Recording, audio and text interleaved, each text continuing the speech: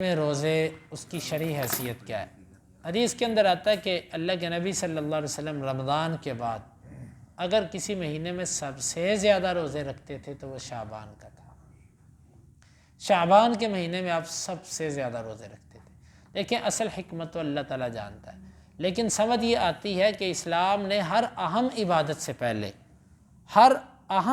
سے پہلے اسلام نے ایک نفل عبادت رکھی ہے جس میں اس کے لیے اہم عبادت کی پریکٹس ہوتی ہے۔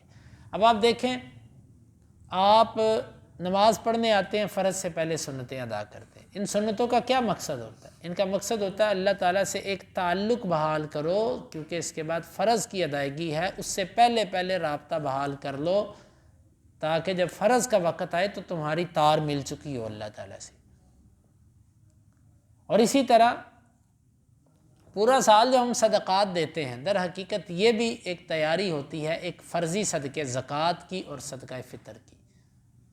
اور اس کے علاوہ جو عام اذکار ہیں ہر وقت یہ بھی در حقیقت ان اذکار کے لیے ایک مقدمہ کی حیثیت رکھتے ہیں، جو اذکار بڑے اہم ہیں اور صبح و شام اور ان موقعوں پر اللہ کے نبی صلی اللہ علیہ وسلم نے بتائے ہیں۔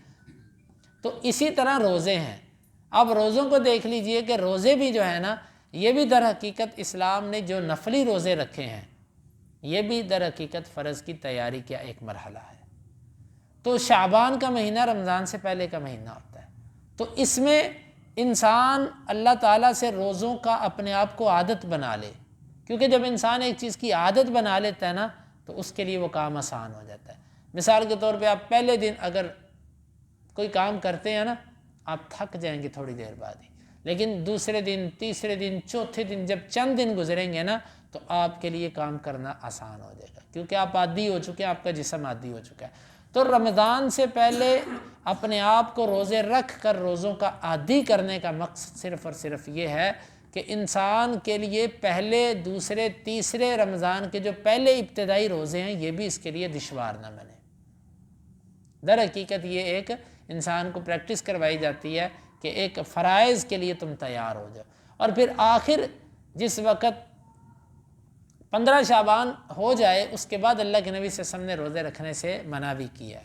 اس میں تفصیل ہے، وہ بندہ کہ جس کی عادت ہے وہ رکھ بھی سکتا ہے، وہ بندہ کہ جس کا کوئی معمول تھا وہ اس کے مطابق چل سکتا ہے، البتہ آپ نے عام طور پر 15 شعبان کے بعد روزے سے منع کر دی۔ یہ بھی کیوں کیا؟ تاکہ اب رمضان کے لیے کچھ قوت بھی بنا لی جائے۔ پہلے پریکٹس کی ہے، اب قوت بنا لی جائے تاکہ ایسا نہ ہو کہ مسلسل روزے رکھ کے شعبان بھی روزہ رکھا، رمضان بھی روزے رکھے، رمضان کا آخر خراب نہ ہو۔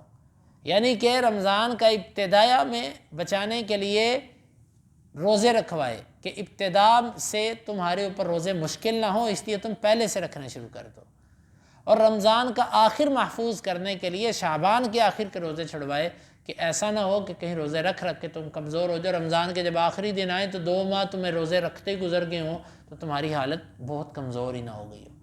اللہ عالم بالصواب۔ تو یہ شعبان کے روزے بہت اہم ہیں، بس اللہ تعالیٰ ہمیں یہ توفیق دے، واللہ یہ عظیم سنتیں ہمارے سے چھوٹتی ہیں، اللہ تعالیٰ ہمیں ان کو اختیار کرنے کی توفیق دے۔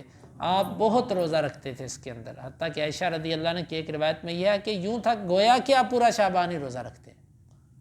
تو ہمیں اس کے کثرت سے روزے رکھنے کی کوشش کرنی چاہیے، اللہ تعالیٰ ہمارے لیے اس کو آسان کر دے۔